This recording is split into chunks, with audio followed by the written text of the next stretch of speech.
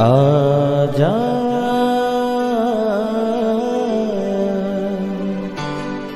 प्रभु यीशु के दर आजा,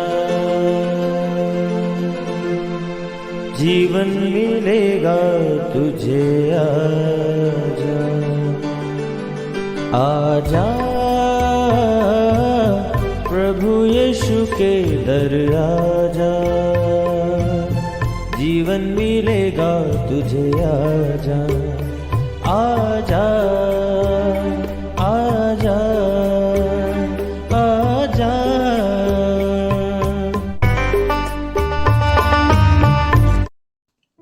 praise the lord everyone. मैं pastor Kulbhushan Johar, Asian church of Christ Vancouver BC से प्रोग्राम नई जिंदगी की ओर में आप सबका बहुत बहुत स्वागत करता हूं। मैं उम्मीद करता हूं आप सब लोग अच्छे होंगे, तंदुरुस्त होंगे और परमेश्वर के कलाम में बढ़ रहे होंगे। तो आइए, हर बार की तरह परमेश्वर के कलाम में से सीखने से पहले, वचन को पढ़ने से पहले, आइए हम अपने सरों को झुकाएंगे, अपनी आंखों को बंद करेंगे। आइए हम प्रार्थना में जाएंगे। सर्वशक्तिमान परमेश्वर यीशु मसीह नासरी, हम आपका धन्यवाद करते हैं। आप अच्छे सच्चे जीवित परमेश्वर हैं, दुआओं को सुनते हैं। आज एक बार फिर से आपने हमें ये मौका दिया, हम आपकी हुजूरी में बैठ सकें, आपके साथ वचनों में से सीख सकें। होने दे परमेश्वर कि जब आज हम आपके वचनों में से सीखें, इन वचनों को पढ़ें, इन वचनों को सुने, ये वचन हमें नई जिंदगी के साथ जोड़ दें। हर अंधकार की शक्ति जो आपके वचनों को समझने से रोकती है, यीशु मसीह के सामर्थी नाम से उसे डांटते हैं। और खुदावंद, सुनने वाले अपने हर एक भाई बहन, बच्चे बुजुर्ग को मैं तेरे नाम से ब्लेस करता हूँ। ये वचन आज हर एक की जिंदगी में इस बीज की तरह गिरे जो 100 गुना फलों को लेके आए। यीशु मसीह के सामर्थी नाम से हम मांगते हैं, आमीन आमीन, हालेलुया। तो मैं स्वागत करता हूं आप सबका प्रभु यीशु मसीह की हजूरी में। आज मैं आपसे बात करूंगा उन लोगों के बारे में जिनकी लाइफ में वो फ्रस्ट्रेट हो चुके हैं, जिनको ये लगता है कि मेरी लाइफ अब किसी काम की नहीं, जिनको ये लगता है कि मैं लाइफ में एक फेलियर हूं, और जिनको लगता है कि उनके साथ वाले लोग क्यों सक्सेसफुल हो गए। मेरे प्रियो, बहुत बार हमारी लाइफ में ये सिचुएशन आती है और ऐसी सिचुएशन में हम परमेश्वर को कोसने लगते हैं कि क्यों मेरे साथ वाला ब्लेस्ड है और मैं ऐसा क्यों नहीं। मेरे प्रियो, क्या आप जानते हैं कि सक्सेस और अनसक्सेसफुल व्यक्ति में क्या अंतर है? सक्सेसफुल व्यक्ति वो होता है जो अपने एग्जाम में पास हो जाता है, जो अपनी क्लास में एग्जाम में पास होता है, वो अगली क्लास में चला जाता है, वो एक सक्सेसफुल व्यक्ति गिना जाता है। पर जो व्यक्ति अपने एग्जाम में फेल हो जाता है, टीचर चाह के भी उसको नेक्स्ट क्लास में नहीं लेके जा सकता। इसका मतलब सिर्फ एग्जाम ही वो रास्ता है जिसको पार करके हम नेक्स्ट लेवल के ऊपर जा सकते हैं। अब बहुत से लोगों को ऐसा लगता है कि हमारा तो कोई एग्ज़ाम नहीं हुआ, हम तो सब कुछ सही ही करते हैं, फिर भी हम क्यों सक्सेसफुल नहीं हैं, क्यों ऐसा हमारी लाइफ में है। मेरे प्रियो, आज मैं आपको बताऊंगा परमेश्वर के कलाम में से कि परमेश्वर बिना किसी को भी एग्ज़ाम लिए हुए फेल नहीं करता। अगर आज आप अपनी लाइफ में सफल हैं, इसके पीछे राज ये है कि आपने उस एग्जाम को पास किया। अगर आज आप असफल हैं, उसके पीछे भी राज ये है कि आपने उस एग्जाम को पास नहीं किया। अब कौन सा एग्जाम, कैसा एग्जाम परमेश्वर हमारी लाइफ से लेते हैं या ले सकते हैं, हम लोग देखेंगे परमेश्वर के कलाम में से एक हिस्से को जो हमें मिलता है पहला शमूएल उसका 16 अध्याय।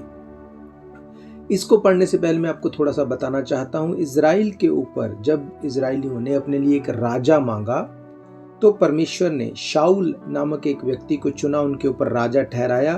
परमेश्वर ने शाऊल को कुछ इंस्ट्रक्शंस दी, जब राजा बनने के बाद तुझे ये करना है, मेरी आज्ञाओं को मानना है। वो सारी डिटेल में मैं नहीं जाऊंगा, पर बाइबल बताती है शाऊल ने परमेश्वर की बात को नहीं माना, और परमेश्वर ने कहा मैं शाऊल को इजराइल के ऊपर राज्य करने के लिए तुच्छ जानता हूँ। परमेश्वर ने कहा कि ये मेरे उस काम को सही तरह से नहीं कर पाया, इसलिए मैं इसको रिजेक्ट करता हूँ।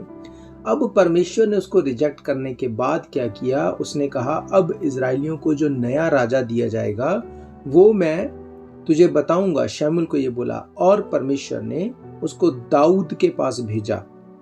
मैं आपके लिए पढ़ूंगा पहला शमूएल उसका 16 अध्याय 4 आयत से लिखा है, तब शमूएल ने यहोवा के कहने के अनुसार किया, बैतलहम को गया, उस नगर के पुरनिये थरथराते हुए उससे मिलने को गए और कहने लगे, क्या तू मित्र भाव से आया है कि नहीं? उसने कहा, हाँ मैं मित्र भाव से आया हूँ, मैं यहोवा के लिए यज्ञ करने आया हूँ, तुम अपने अपने को पवित्र करके मेरे साथ यज्ञ में आओ। तब उसने यिशै और उसके पुत्रों को पवित्र करके यज्ञ में आने का न्योता दिया। परमेश्वर ने शमूएल को यिशै नामक एक व्यक्ति के पास भेजा कि तू जा, उसके पुत्रों में से मैं एक को चुनूंगा जिसको तू अभिषेक करना और वो इज़राइल का नेक्स्ट राजा होगा। बाइबल कहती है जब उसके बेटे आए तब उसने यानी कि शमूएल ने एलियाब पर दृष्टि करके सोचा, निश्चय ये जो यहोवा के सामने है वही उसका अभिषेक होगा। परंतु यहोवा ने शमूएल से कहा, ना तो उसके रूप पर दृष्टि कर, ना उसके कद की ऊंचाई पर, क्योंकि मैंने उसे अयोग्य जाना है। क्योंकि यहोवा का देखना मनुष्य का देखना नहीं, मनुष्य तो बाहर का रूप देखता है, परंतु यहोवा की दृष्टि मन पर लगी रहती है। तब यिशै ने अबी नादाब को भेजा। शमूएल के पास जब वो गया तो उसने उसको भी जब चुनना चाहा तो परमेश्वर ने कहा वो इसको भी रिजेक्ट करता है। फिर शमा को भेजा गया। इसी प्रकार से सातों जो बेटे थे यिशै के, सातों को बारी बारी करके शमूएल के सामने लाया गया ताकि उनका अभिषेक करके उनको नेक्स्ट किंग अनॉइंट किया जाए, अपॉइंट किया जाए। पर परमेश्वर ने उन सबको रिजेक्ट कर दिया। मेरे प्रियो, अब यहाँ पे देखने वाली बात यह है कि जब यिशै के बेटों में से परमेश्वर ने राजा बनने के लिए किसी को चुनना था तो वो सबसे बड़ा बेटा ही होना चाहिए था जिसका नाम एलियाब था। वही बेटा राजा होने के लिए चुना जाना चाहिए था। परमेश्वर ने क्या कहा? परमेश्वर ने कहा मैंने इसे अयोग्य जाना है, मैंने इसे रिजेक्ट कर दिया है। इसी प्रकार से एक एक करके सातों बेटे रिजेक्ट हो गए। तब शमूएल ने यिशै से कहा, क्या सब लड़के आ गए? वे बोला, नहीं, छोटा तो रह गया और वे भेड़ बकरियों को चरा रहा है। शमूएल ने यिशै से कहा, उससे बुलवा ले, क्योंकि जब तक वे ना आए तब तक हम खाने को ना बैठेंगे। तब वे उसे बुलवाकर भीतर ले आया। उससे तो लाली झलकती थी, उसकी आंखें सुंदर और उसका रूप सुडोल था। तब यहोवा ने कहा, उठकर इसका अभिषेक कर, यही है। तब शमूएल ने अपना तेल का सींग लेकर उसके भाइयों के मध्य में उसका अभिषेक किया और उस दिन से लेकर भविष्य को यहोवा का आत्मा दाऊद पर बल से उतरता रहा। तब शमूएल उठकर रामा को चला गया। हालेलुया। मेरे प्रियो, दाऊद जो कि सबसे छोटा बच्चा था, उस टाइम पे उनका सबसे छोटा भाई था, उसको परमेश्वर ने सिलेक्ट किया। क्यों सिलेक्ट किया? बाइबल कहती है जब यिशै को पूछा गया कि तेरा छोटा बेटा दाऊद कहाँ है, उसने कहा वो भेड़ बकरियों को चरा रहा है। मेरे प्रियो, बाइबल बताती है कि दाऊद को उन बाकी भाइयों से अलग करके भेड़ बकरियों को चराने के लिए भेज दिया गया। इसका मतलब दाऊद अकेला था, बाकी के 7 भाई इकट्ठे रहते थे। उन्होंने वो काम किए जो परमेश्वर की दृष्टि में भले नहीं हैं। हो सकता है वो गलत संगति में हो सकता है वो झूठ बोलते हो, वो पाप में हो। जब उनको देखा तो शमूएल को लगा हाँ अबीनादाब ही होगा, शमूएल को लगा कि एलियाब ही होगा, शमूएल को लगा कि हाँ जैसे जैसे उसके बेटे आते रहे कि हाँ यही होगा, पर ऐसा कुछ नहीं हुआ। क्यों? शमूएल को लगता था कि जो बड़ा बेटा है उसी को अभिषेक किया जाएगा। परमेश्वर ने कहा मैं मनुष्य के देखने की तरह नहीं देखता, तुम बाहरी चीजों को देखते हो, मैं अंदर से देखता हूं। अब क्यों दाऊद को चुना गया? क्योंकि दाऊद परमेश्वर के उस एग्जाम में पास हो गया। कौन सा एग्जाम? अब उसको तो कोई एग्जाम नहीं लिया गया मेरे प्रिय। उसका एग्जाम ये था कि जब उसके पिता ने उसको भेड़ बकरियों को चराने के लिए भेजा, पूरी ईमानदारी से उसने अपने काम को किया। वो व्यभिचार में नहीं गिरा, वो पाप में नहीं गिरा, वो गंदगी में नहीं गिरा, वो अपने काम को बिल्कुल ईमानदारी से करता रहा। बाइबल कहती है जब दाऊद को अभिषेक किया गया सब लोग हैरान थे, पर परमेश्वर ने कहा ये एग्जाम में पास हो गया। मेरे प्रियो, आप नहीं जानते आपकी लाइफ में परमेश्वर आपको जज करता है एग्जाम के द्वारा। अब ये जज करना अलग तरह से है। कैसे जज करता है? परमेश्वर आपको एक टास्क देता है, क्या आप उस टास्क को पूरा करते हैं सही तरह से? आपको लगता है आपको कोई नहीं देख रहा, पर परमेश्वर की आंखें मनुष्य के ऊपर हमेशा लगी रहती हैं। बाइबल कहती, इज़राइल का परमेश्वर ना तो सोता है ना ऊँघता है, उसकी आंखें हमेशा मनुष्य के ऊपर लगी रहती हैं। मेरे प्रियो, जब आपको कोई नहीं देख रहा था, जो काम परमेश्वर ने आपको दिया, क्या आपने तब भी उसको ईमानदारी से किया? आप लोगों के सामने अपने करैक्टर को बहुत अच्छा दिखा सकते हैं, पर जब आप अकेले में होते हैं अपने रूम में, क्या तब भी आप ईमानदार हैं? क्या तब भी आप परमेश्वर के भय में चलते हैं? आज कई बार लोग ईमानदार हैं, पर सिर्फ तब तक जब तक उनको मौका नहीं मिलता। जैसे ही मौका मिलता है, क्या तब भी वो ईमानदार हैं? जैसे ही आपको लगता है कि हाँ, मैं इस चीज़ को कर लूँ, कोई नहीं देख रहा, क्या तब भी आप ईमानदार हैं? आप सड़क पे जा रहे हैं, आपको एक कोई ऐसी चीज़ मिली जो आपकी नहीं है, आपको मोबाइल मिल सकता है, आपको पैसे गिरे हुए मिल सकते हैं, आपको कुछ भी ऐसी चीज़ मिली जो आपकी नहीं है, आपके काम के ऊपर आपको कुछ ऐसा मिला जो आपका नहीं है। क्या आपको लगता है कि ये मुझे मिला, अब मेरा है, या आप उसको लौटाते हैं उस जगह पे जो उस जगह का देखने वाला है, जहाँ पे लॉस्ट एंड फाउंड जो चीज़ें रखी जाती हैं? क्या आप उसमें ईमानदारी दिखाते हैं कि चाहे ये $1 की चीज़ है, चाहे $1,00,000 की, ये मेरी नहीं है, मैं इसे नहीं लूँगा? क्या आप ईमानदार हैं? आप नहीं जानते, कई बार परमेश्वर ऐसी छोटी छोटी चीज़ों से आपको वो एग्ज़ाम लेता है। अब वो देखता है कि क्या आप थोड़े में वफ़ादार हैं। अगर आप थोड़े में वफ़ादार हैं, आप बहुत में वफ़ादार रहेंगे। आप अपनी शादी में वफ़ादार हैं, आप अपने लाइफ पार्टनर के साथ वफ़ादार हैं। हो सकता है आपको लगता है कि मेरी वाइफ इस बात को नहीं देखती है, मेरा हस्बैंड इस बात को नहीं देखता। आपको लगता है कि मैं ऐसे करके आराम से बच जाऊँगा या बच जाऊँगी, मेरे ऊपर कोई नज़र नहीं है। हो सकता है ये आपका एग्ज़ाम है, क्या आप उस एग्ज़ाम में पास हो रहे हैं या आप फेल हो गए हैं? मेरे प्रियो, बाइबल बताती है पाप की मजदूरी मौत है। ये मौत फिजिकल मौत हो सकती है, ये मौत रिलेशन की मौत हो सकती है, ये मौत फाइनेंस की मौत हो सकती है, ये मौत एक अभिषेक की मौत हो सकती है। मेरे प्रियो, दाऊद के बड़े भाइयों के अभिषेक की बारी थी, उनका अभिषेक होना चाहिए था, पर क्योंकि उन्होंने पाप में गिर के उसकी मजदूरी को लिया, वो अभिषेक की मौत थी, वो राजा होने के लिए अयोग्य गिने गए। मेरे प्रियो, जब एस्तर के बारे में बाइबल बताती, जब एस्तर को रानी बनाने के लिए उसका चुनाव किया गया, उस टाइम पे बहुत सी लड़कियां राजा के सामने लाई जाती थी, और जब राजा उनको रिजेक्ट कर देता था, तब भी उन लड़कियों को कुछ ना कुछ गिफ्ट्स देके वापस भेजा जाता था, ताकि उनको ऑनर दिया जाए। बहुत सी लड़कियों को लगता था कि अब हमें रिजेक्ट तो कर दिया, ये मौका फिर दोबारा नहीं मिलेगा। वो अपने ठहराए हुए से अधिक मांग के गिफ्ट लेती थी। पर जब वहां पर एस्तर की बारी आई, एस्तर को जब पूछा गया कि तुझे क्या चाहिए, उसने कहा जो मेरे लिए ठहराया गया उससे ज़्यादा मुझे कुछ भी नहीं चाहिए। इसी बात को परमेश्वर ने ऑनर किया और एस्तर को पटरानी बनाया गया। मेरे प्रियो, बाइबल कहती है परमेश्वर आपको बताए बिना आपका एग्ज़ाम लेता है, क्या आप उस एग्ज़ाम में पास होते हैं या नहीं। आपको नहीं पता, आज भी अब भी परमेश्वर आपको देख रहे हैं, आपका एग्ज़ाम ले रहे हैं, क्या आप उस एग्ज़ाम को आप पास करते हैं या नहीं। अगर आप उस एग्ज़ाम को पास कर जाएंगे मेरे प्रियो, मैं आपको बताना चाहता हूँ, आपका अभिषेक निश्चित है।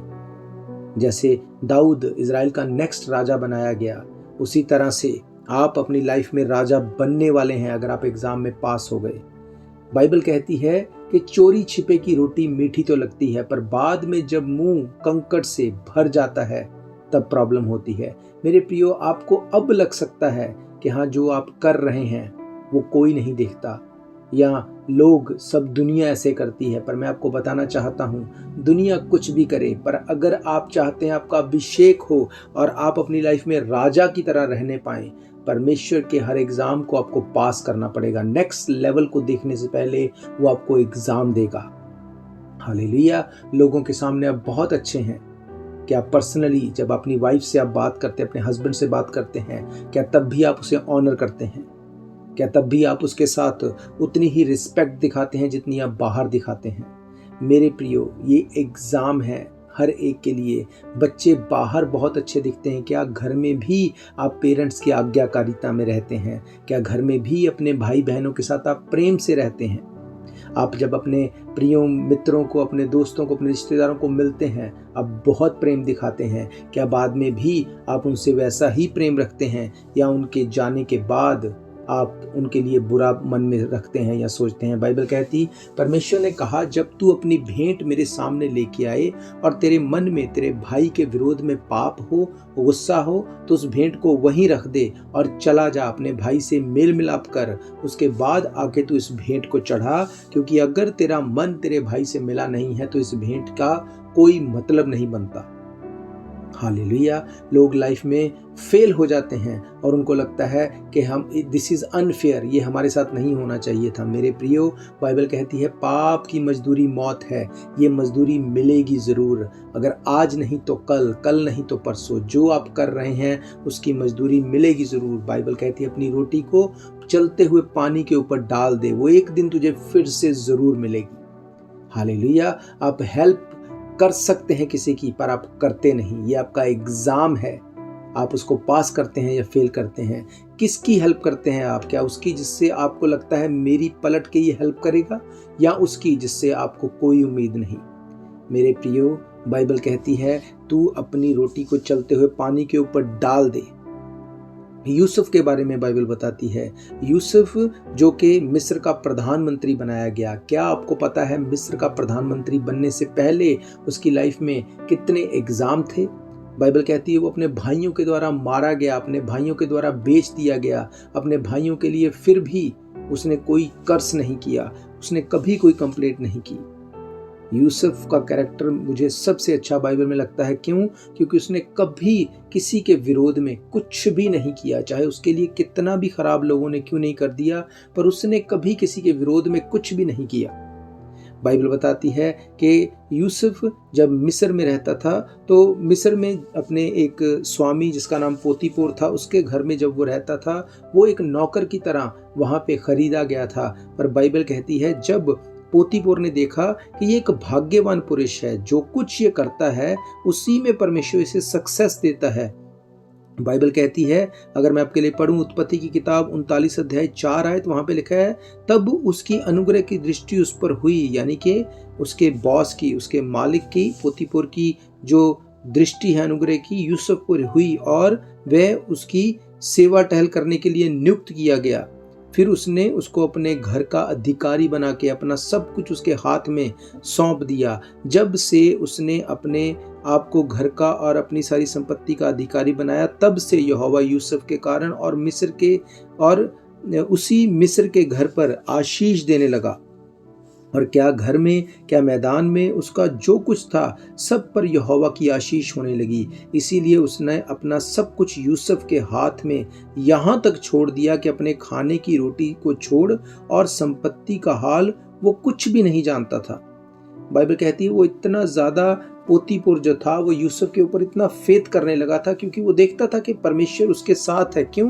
क्योंकि यूसुफ परमेश्वर के भय में चलता था। बाइबल बताती है उसके आगे यूसुफ सुंदर और रूपवान था। इन बातों के पश्चात ऐसा हुआ कि उसके स्वामी की पत्नी ने यूसुफ की और आंख लगाई और कहा, मेरे साथ सो। पर उसने अस्वीकार करते हुए अपने स्वामी की पत्नी से कहा, सुन, जो कुछ इस घर में है वो मेरे हाथ में है, उसके बारे में मेरा स्वामी कुछ नहीं जानता, और उसने अपना सब कुछ मेरे हाथ में सौंप दिया है। इस घर में मुझसे बड़ा कोई नहीं, और उसने तुझे छोड़ जो उसकी पत्नी है मुझसे कुछ भी रख नहीं छोड़ा। इसलिए भला मैं ऐसी बड़ी दुष्टता करके परमेश्वर का अपराधी क्यों बनूं?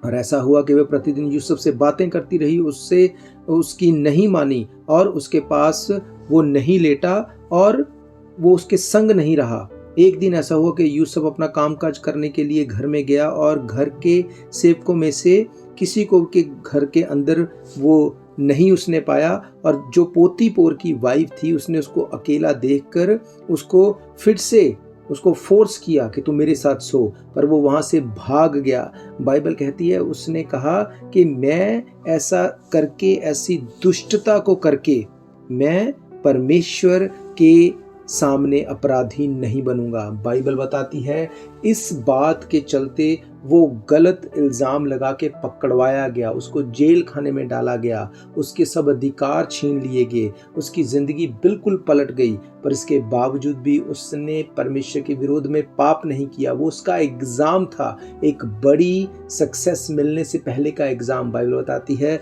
वो 2 साल जेल में रहा। जेल में रहते हुए भी उसने उस पोतीफर की वाइफ को लेके कुछ भी कंप्लेंट नहीं की, और एक टाइम आया जब परमेश्वर ने उस जेल में से उसको बाहर निकाला, और बाइबल बताती है कि वो मिस्र का प्रधानमंत्री बनाया गया। हालेलुया। मेरे प्रियो, बाइबल बताती है कि परमेश्वर एग्जाम लेता है। कई बार हमारे जाने अनजाने परमेश्वर ऐसी सिचुएशन हमारी लाइफ में डालता है, और ऐसा करके वो देखता है कि क्या हम वफादार हैं, क्या हम परमेश्वर के ऊपर फेथ करते हैं। बाइबल कहती है यहोवा का भय मान, उसी को स्मरण करके अपने सब काम कर, वो तेरे लिए सीधे मार्गों को निकालेगा।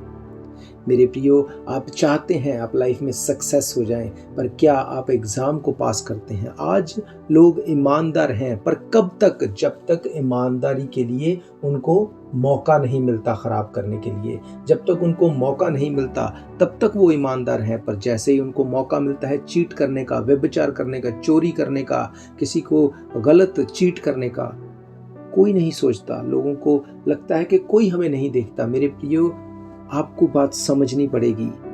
बाइबल कहती इज़राइल का परमेश्वर ना कभी सोता है ना ऊँघता है, उसकी आंखें हमेशा अपने लोगों पर लगी रहती हैं। जब हमारे साथ कोई बुरा करता है तो हम क्या बोलते हैं? हम बोलते हैं कि अगर हम कुछ कर नहीं पाते, हम बोलते हैं परमेश्वर तो देखता है। हम ये बोल के क्या साबित करते हैं कि हमने भले ही इसका बदला नहीं ले पाए, पर परमेश्वर देखता है, वो इसका बदला इसे ज़रूर देगा। मेरे प्रियो, जब आपके साथ कोई गलत करता है, जब तब परमेश्वर देखता है, तो वो परमेश्वर तब भी देखता है जो आप किसी के साथ गलत करते हैं। जब आप किसी के साथ गलत चलते हैं तब भी वो परमेश्वर देखता है। फ़र्क सिर्फ ये है कि कभी कभी ये पाप की मजदूरी तभी नहीं मिलती। हम सब काम करते हैं, कभी कभी हमें सैलरी एवरी डे मिलती है, कभी कभी हफ्ते बाद, कभी महीने में, कभी साल में, बहुत बहुत देर में भी, पर मिलती ज़रूर है। मेरे प्रियो, ऐसा कोई नहीं जो बोले मैंने काम किया और मुझे सैलरी नहीं मिलती। हर एक जन काम इसीलिए करता है कि उसको सैलरी मिले। इसी तरह से ये पाप भी जब हम करते हैं, हमें लगता है कि इसकी सैलरी नहीं मिलेगी। मैं आपको बताना चाहता हूँ, बाइबल कहती है पाप की मजदूरी मौत है। वो मौत रिश्तों में मौत हो सकती है, वो मौत, वो फाइनेंस की मौत हो सकती है, वो फिजिकल मौत हो सकती है, वो किसी भी तरह से अटैक हो सकता है स्पिरिचुअल लाइफ के ऊपर, फिजिकल लाइफ के ऊपर। पर ये क्यों हुआ? क्यों असफलता लाइफ में आई? इसके पीछे क्या सीक्रेट है? सीक्रेट यही है कि जब हम परमेश्वर के उस एग्जाम को फेल कर देते हैं। बाइबल बताती है परमेश्वर ने जब दाऊद को राजा बनाया, उससे पहले उसके भाइयों को रिजेक्ट किया। उनका तो कोई एग्जाम नहीं हुआ था, क्यों रिजेक्ट कर दिया? मेरे प्रियो, परमेश्वर हर एक बात को देखता है। आप घर में कैसे हैं, आप बाहर कैसे हैं, आप चर्च में कैसे हैं, चर्च के बाहर कैसे हैं। मेरे प्रियो, परमेश्वर नहीं चाहता कि आप असफल रहें। आप में से कौन ऐसा माँ बाप है जो ये चाहे कि मेरे बच्चे असफल हो जाएं? कौन ऐसा माँ बाप है जो चाहे कि मेरे बच्चे सक्सेसफुल ना हो? हमेशा पेरेंट्स चाहते हैं हमारे बच्चे हमसे भी अधिक सक्सेसफुल हों, पर क्या हमेशा बच्चों के साथ ऐसा हो पाता है? नहीं। कुछ बच्चे एग्जाम के टाइम पढ़ते नहीं, वो खेलते रहते हैं और वो फेल हो जाते हैं और वो सक्सेसफुल नहीं हो पाते। और उसी घर में दूसरा बच्चा जो एग्जाम के टाइम में सीरियस होकर रहता है, उसको पता है अभी मुझे नहीं खेलना, उसको पता है अभी मुझे पढ़ना है, अभी मुझे सीरियस होना है। जब एग्जाम होता है, वो पास होता है, वो नेक्स्ट लेवल पे जाता है, क्या उसको कोई रोक लेगा? नहीं। अगर हम वर्ल्डली लोग होके इस चीज को समझते हैं तो मैं आपको बताना चाहता हूं, स्पिरिचुअली भी हमें इन चीजों को समझना पड़ेगा। अगर आप सक्सेसफुल हैं, इसके पीछे आप जिम्मेवार हैं। अगर आप असफल हैं, अनसक्सेसफुल हैं, उसके पीछे भी आप ही जिम्मेवार हैं। मेरे प्रियो, अब बहुत से लोगों को ये लगेगा कि अब क्या करें, अब तो हमने पाप कर लिया, अब तो हमने अपने आप को उस एग्ज़ाम में फेल कर लिया, अब क्या करें, क्या ज़िंदगी ख़त्म हो गई? नहीं मेरे प्रियो, आपके लिए गुड न्यूज़ है, और गुड न्यूज़ ये है कि जब बाइबल कहती तू अपने पापों को मान लेगा, अपने पापों को छोड़ देगा, तो तेरे पाप माफ़ किए जाएंगे। हो सकता है आपने आज से पहले बहुत सी गलतियां की, बहुत सी असफलता आपकी लाइफ में आई। आज मैं आपको बताना चाहता हूँ, बाइबल में आपके लिए एक गुड न्यूज़ है, और गुड न्यूज़ ये है, यीशु मसीह ने कहा अगर तू अपने गुनाहों को मान लेगा और छोड़ देगा, मैं तेरे गुनाहों को माफ़ करने में सामर्थी हूँ। हालेलुया। मेरे प्रियो, यीशु मसीह ने कहा मैं इस धरती के ऊपर पाप को माफ़ करने का अधिकार रखता हूँ। बहुत से लोगों को लगता है कि अगर हम मर गए तो पापों से मुक्ति करवाओ। मेरे प्रियो, मैं आपको बताना चाहता हूँ, पाप से मुक्ति मरने के बाद नहीं है, पाप से मुक्ति जीवित रहते हुए है। सफल होने के लिए आपको पाप को छोड़ना पड़ेगा। मैं आप सबको इनवाइट करता हूँ इस वक्त अपने पापों से तौबा करने के लिए। अगर आप भी चाहते हैं कि हमारे गुनाह माफ़ हो जाएं, हमने बहुत ऐसी बातें की, लाइफ को ऐसे चलाया जो नहीं करना चाहिए था, पर अब क्या करें, अब पास्ट में जाके हम चेंज नहीं कर सकते, तो आज मैं आपको इनकरेज करना चाहता हूँ, मैं आप सबके लिए दुआ करूँगा। अगर आप अपने गुनाहों से तौबा करना चाहते हैं, अगर आप चाहते हैं कि जो चीज़ें मैंने लाइफ में की, असफलता मेरी लाइफ में आई, उसकी रूट आप जानते हैं, अगर आप चाहते हैं उससे छूटने के लिए, आप इस प्रार्थना को मेरे पीछे दोहरा सकते हैं। सर्वशक्तिमान परमेश्वर यीशु मसीह नासरी, हम आपका धन्यवाद करते हैं। आज आपके वचनों में से हमने देखा कि अगर हम सफल हैं तो इसके पीछे भी हम अपने कामों को करके सफल हुए हैं, अगर असफल हैं उसके पीछे भी मैं ही वजह हूँ। महान परमेश्वर, मैं प्रार्थना करता हूँ, जो कुछ भी मैंने गुनाह किए, जो पाप किए, जो गलतियाँ की, जो दूसरों का दिल दुखाया, जो किसी के साथ मैंने गलत किया, व्यभिचार किया, नशा किया, चोरी की, ये सब चीज़ें जो कि पाप हैं, बाइबल बताती है, ये सब मैंने किया। महान परमेश्वर, पर आपका वचन कहता है कि जो अपने गुनाहों को मान लेता और छोड़ देता, उसके गुनाह माफ़ किए जाते हैं। हाँ परमेश्वर, मैं मानता हूँ, मैं मानती हूँ ये गुनाह मुझसे हुए, मैं इन गुनाहों को छोड़ता हूँ। आपको अपना मुक्तिदाता, अपना उद्धारकर्ता मैं ग्रहण करता हूँ, ग्रहण करती हूँ।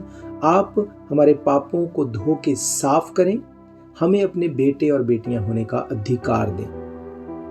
हम अपने आप को आपके हाथों में सौंपते हैं, आप अपने तरीके से हमें चलाएं और हमारी जिंदगियां सफल होने पाएं।